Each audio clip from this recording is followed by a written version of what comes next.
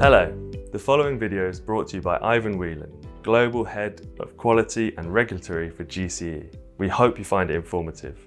Do feel free to contact us using the email address below should you require any further information. The topic for today is audit behaviour, interacting with auditors for compliance with ISO 13485-2016. Audit behaviour, interacting with auditors. Again, the objectives: understand the approach to be taken when being audited. Ensure that the message received by auditors visiting your facility is a positive one. Criteria around this, again, is ISO 13485-2016. So some of the behavioural aspects as an auditee, you want to be able to look for the do's and don'ts, and preparation is key with respect to how you receive an auditor.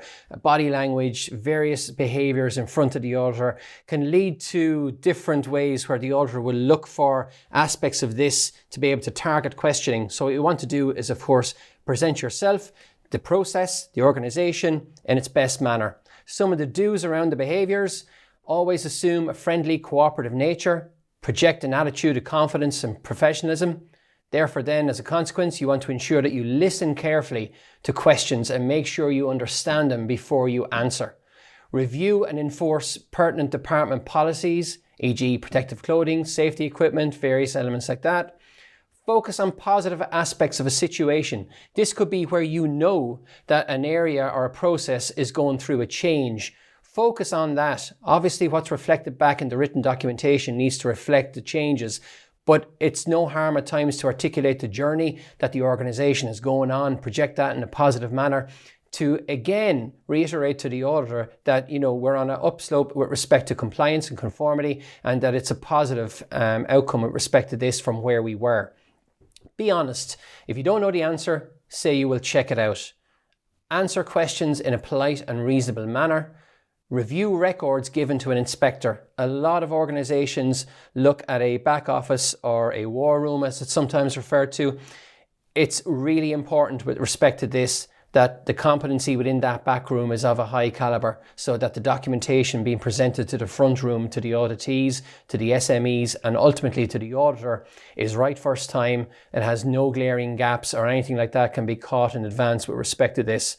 Again, with respect to the back room, some organisations get SMEs in a lot earlier than due to the schedule of the audit.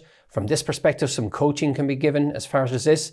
More importantly, make sure, especially if you're standing in for absenteeism or various things like that, you give yourself time to be familiar with the documentation.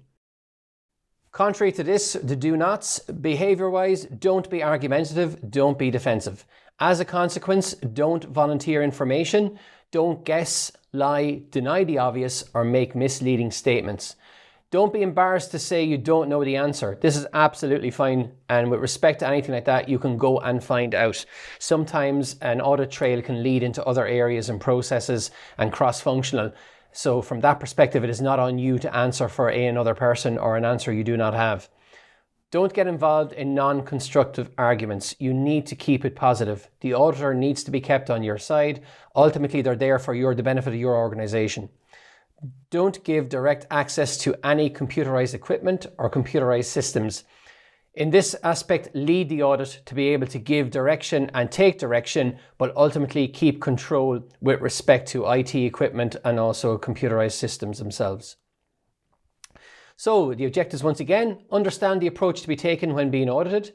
Ensure that the message received by the auditors visiting your facility is positive. Don't forget, as part of this, all leads to how you demonstrate compliance for the organisation and your body language, how you present yourself and everything. So credibility is king. From that perspective, assume a friendly, cooperative nature, project an attitude of confidence and professionalism, listen, make sure you answer what is being asked, do not articulate beyond, review and enforce pertinent department policies. Conclusions: remember, it's okay not to answer, especially with something that is out of your area, or if you're just unsure, do not give an answer for the sake of answering.